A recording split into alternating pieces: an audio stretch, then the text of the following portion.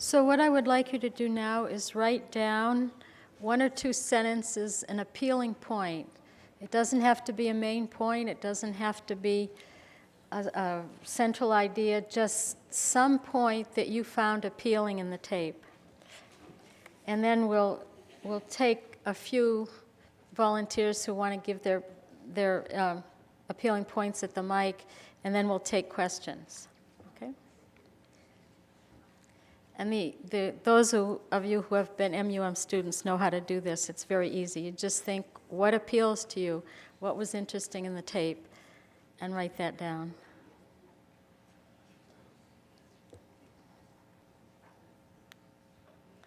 Do we have any volunteers? Please come up to the mic and we'll take a few. And then if you have any questions about the tape, you can come up as well, because we're going to take all the questions at the mic so that they'll be on the tape, and also so that people in the back can hear. Consciousness is all there is. I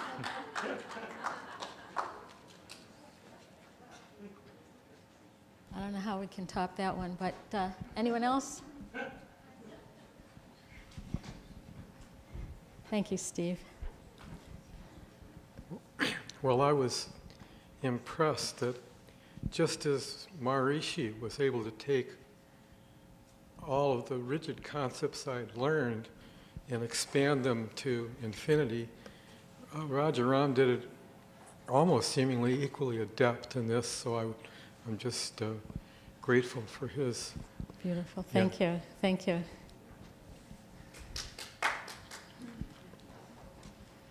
What I thought was interesting was the point that if you change someone's point of view, it changes their perception of reality.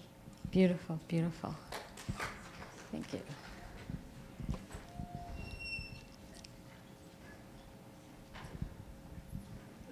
Do you have one? Okay. Beth. I found it intriguing that he said this can't be done, and he's going to do it anyway.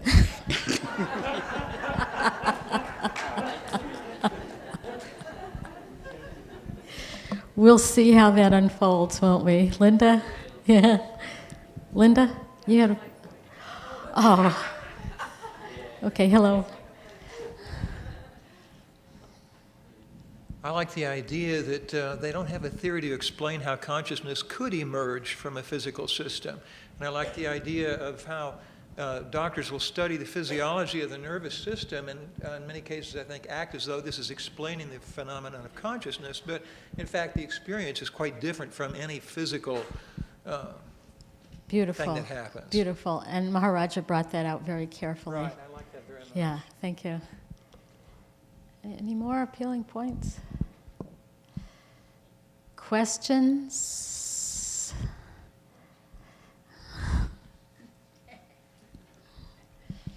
I enjoyed how Maharaja described that the manifestation of consciousness is not the same as really that consciousness is all there is, because for many of us, we looked at that evolution of everything emerging from consciousness, but now this paradigm is a switch to just really define that it is consciousness, always was, always will be. Beautiful, beautiful, beautiful. There's a difference between something and something that is an expression or a quality or a characteristic or an effect. Nancy. On that note, I found it fascinating how we brought up the concept of pain and what is it? You can't even really say what that is. You can say the manifestation, and then he began to describe its correlates in chemistry and this and that, but that's not the pain either. It's a Exactly. nice consciousness expanding lesson.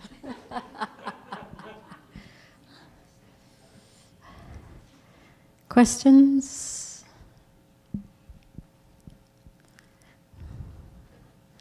Thoughts? If you want to come down here, or if you can say it, I can repeat it. So could you articulate the hard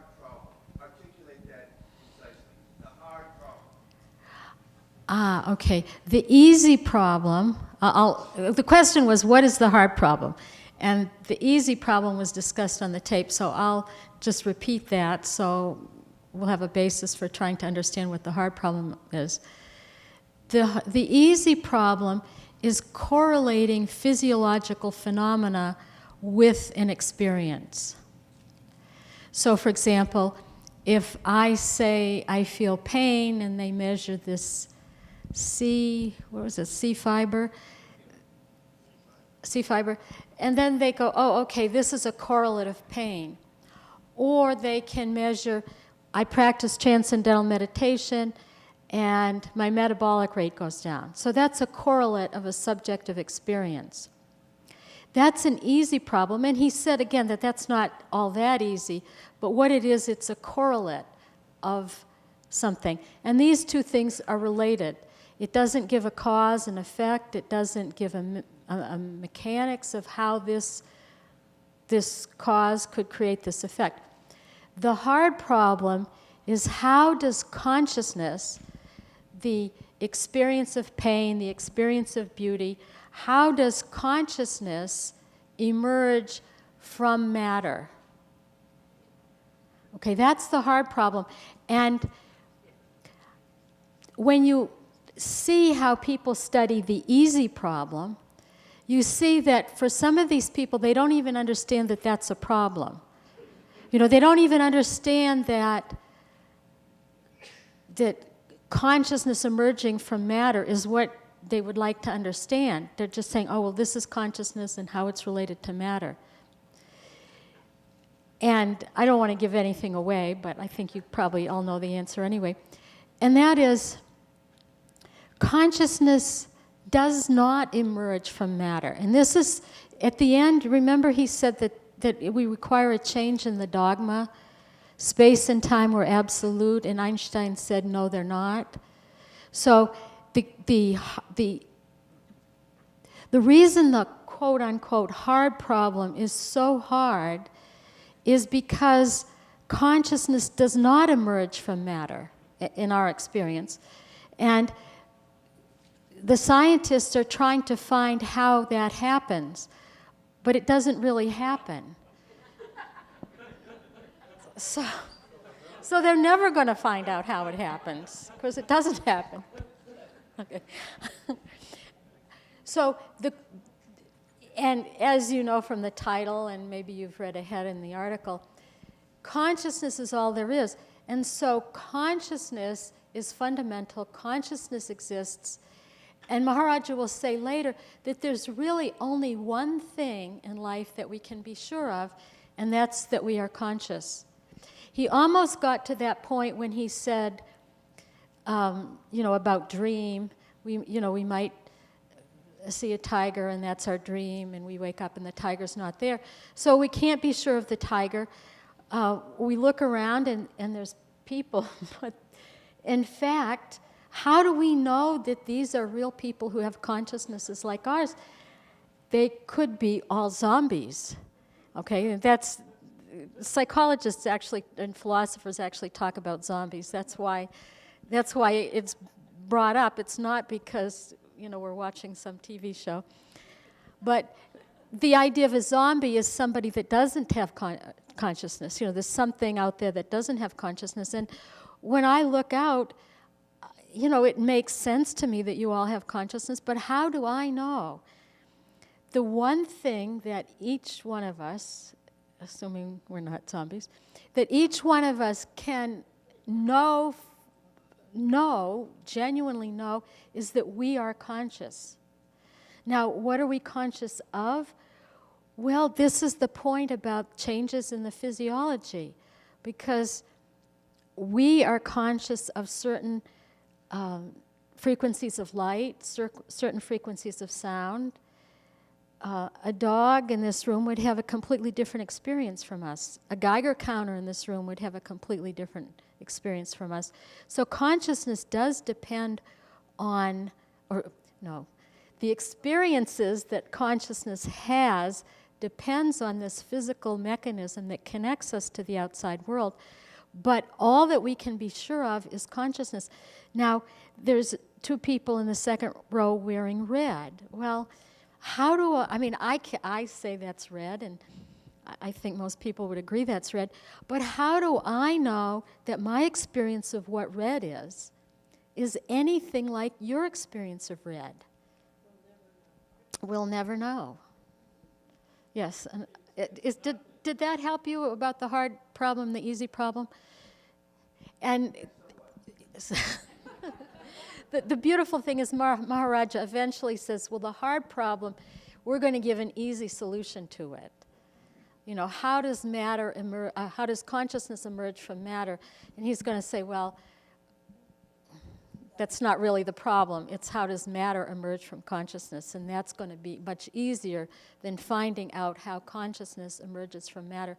And he points out that people have been studying consciousness for at least 100 years, probably more closer to 200 years, and nobody, at least I think it's red. There's a little red light on there that makes me think it's not working, but this works.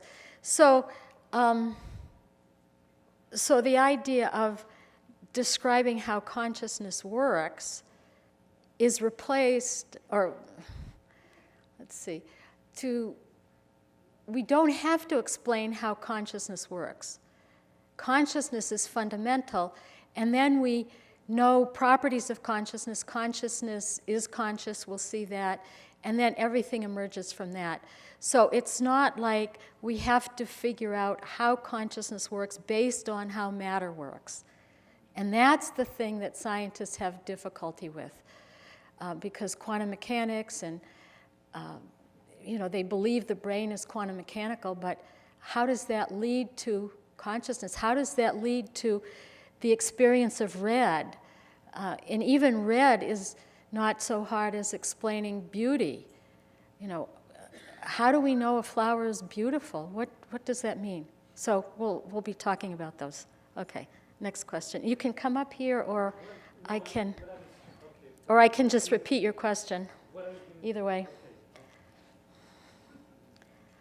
What I was going to do is to say that due to the fact that consciousness is all there is, we will know whether your red is the same as my red or whatever, because we will experience and are, many of us have been meditating for a long period of time, we are having significant experiences that we are all one self, even though we have individual personalities and individual physiologies, but we are all one expanded, delightful, joyous self, moving in the direction of omniscience,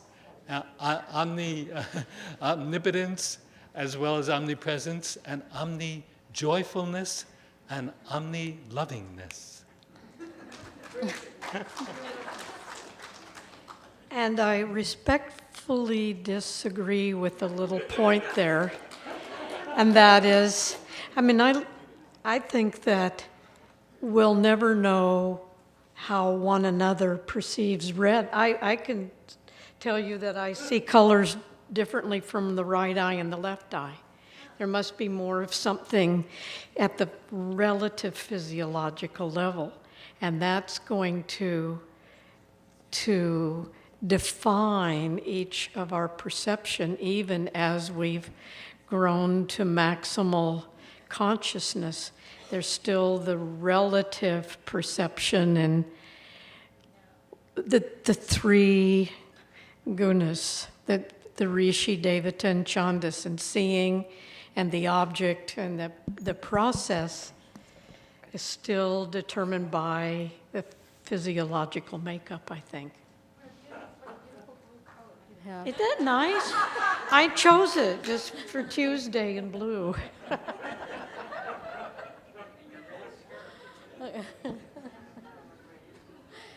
Any other questions or comments? Yes. Do you want to come up?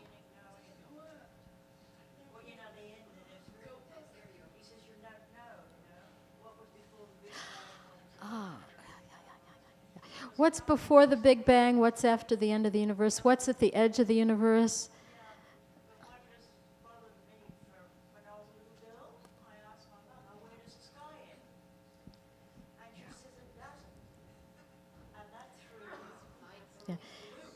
You need to take a course in geometry. It turns out there's all kinds of ways you can have a universe that never ends and be nice. It's amazing. Yes? So the definition of the hard problem is that there seems no solution to the posed problem. Okay.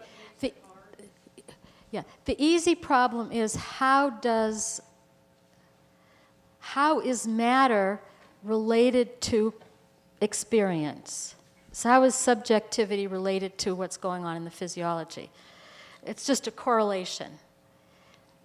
The hard problem is how does consciousness emerge from matter? In other words, you take a subject, yourself for example, into a lab. You've got a body, you've got a brain, you've got a nervous system. You also have ideas and thoughts and perceptions and emotions and feelings. How does the matter of your body create those? That's the hard problem. Consciousness is so different from matter. Beauty is so different from a metabolic rate. How can you say, oh, this person's experience of beauty is related to matter? You know, two people can see the same thing, and one says it's beautiful, and one turns their eyes away. How can you describe, or how can you understand how those things get generated? Not describe, but how does it get generated? We can describe, oh, when I see something beautiful, I feel happy and sweet, and I want to experience it more. You can describe all those things, but what is it? What is that experience? And that's what scientists can't describe. They can describe correlates, they can describe when it happens, they can look at the brain, all of those things, except what is your experience, what is your subjective experience of beauty? And how does that emerge from a vase of flowers on the table? You see, and if you look at some of these theories, they dance all around it, but they don't face the issue because, in fact, they can't. You know, that's not really what happens. Yeah. Yes.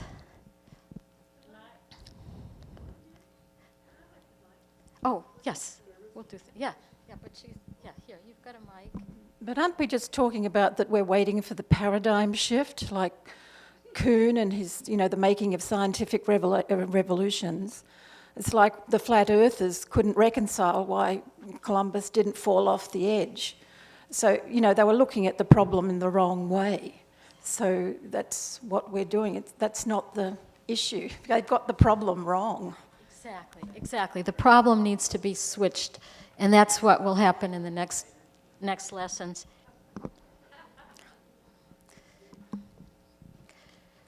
What I'll do now is I'll read the main points, which you have in your syllabus, and then I'll go through the unity chart, which connects everything that we've learned today to our own consciousness. So the main points, the first main point, this course, entitled Consciousness is All There Is, a mathematical approach with applications, uses mathematics to illuminate what consciousness is. It addresses fundamental questions such as what makes us conscious. 2, modern science tries to understand conscious experiences such as pleasure, pain, and beauty, or different states of consciousness such as waking, dreaming, sleeping, and so on, in terms of neuronal correlates of consciousness. This is known as the easy problem of consciousness. However, modern science has no theory at present that satisfactorily explains how consciousness emerges from matter and what experience is. This is known as the hard problem of consciousness. And this is what we hope to resolve in this course. 3, there are 2 kinds of consciousness, relative concrete, changing, object referral, and absolute, abstract, non-changing, pure self-referral. And we're all familiar with these experiences of relative and absolute. The fourth main point, Maharshi Mahesh Yogi, the greatest expert in consciousness that mankind has ever known, introduced his Vedic science as a science of consciousness, which studies consciousness in two ways: theoretical understanding and practical experience. This can be summarized as follows, and the first point is about the theoretical understanding. The indirect study of consciousness through scientific study of what Maharshi's technologies of consciousness do, how the abstract experience of transcendental consciousness produces physical transformations in the physiology, resulting in changes on a personal level, a behavioral level, and even on the collective level. Also in this category is comparative analysis, such as comparing the structure and dynamics of consciousness, the Ved, to the structure and dynamics of the unified field of all the laws of nature, brought to light by modern physics, and to the structure and dynamics of the human physiology. And if we were to put this first way of studying into this hard problem, easy problem, this part is really part of the easy problem of consciousness, because we're looking at correlates, how things are related to each other, this and that. Then the second approach is the direct experience of consciousness through Maharshi's technologies of consciousness. And this is something that is new for the scientific approach. The final main point, Professor Nader Maharaja Adiraj Rajaram offers a simple solution to the hard problem of consciousness by proposing a different logic. This is what he said by changing the dogma. That is, that consciousness is all there is. In this postulate, consciousness does not create anything physical outside of itself. And we didn't talk about this last point, but this will be developed in later lectures. Matter is consciousness. The new problem is then, how does matter emerge from consciousness rather than the other way around? So he's changing the paradigm, changing the approach completely. Our next meeting will be on Thursday night at 7:45, and for the next time, if you want the reading that is related to the lecture, it starts on page 1 of Maharaja's article to the middle of page 5. So it's the first section of the article. Actually, it's not the first section. It's up until the first section. It's the introduction to the paper, and what we're reading is the beginning up until section 1. You'll see it, but pages 1 through page 5. And then let me read the unity chart. And the unity chart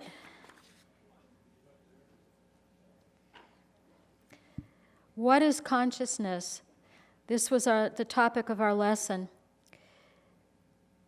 The older understanding that science, psychology has is that consciousness emerges from matter. And the new understanding that Maharaja is bringing out is that matter is consciousness. From the transcendental level, transcendental consciousness is the field of pure consciousness. The impulses within the transcendental field, this field of transcendental consciousness, the field of pure consciousness, reverberates within itself, giving rise to the fundamental frequencies of natural law, the laws of nature, responsible for the whole manifest universe. So this point in this chart is explaining how the field of consciousness gives rise to matter. And this is what we will be discussing in this course. Wholeness moving within itself, and unity consciousness, when the total intelligence of natural law is fully enlivened in our awareness, all the laws of nature are experienced as reverberations of our own individual consciousness. So thank you very much. This is a great group, and we'll meet again on Thursday. Jay Gerdau.